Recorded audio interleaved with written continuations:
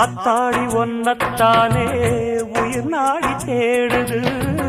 காவேரி எங்கே போகும் கடல் வந்து கூடுது. அந்திப் பொழுதில் தென்னங்கிளையில் தென்றல் கூத்தாட மையை எழுதி மஞ்சள் குருவி கையை கோத்தாட அடங்காத ஆசை கொண்டு நானும் போராட உனக்கென பிறந்தவ ரெக்க கட்டி பறந்தவ இவதான். என விட உனக்கு இங்கு மனசுக்கு பிடிச்சவ எவதான். ஊரை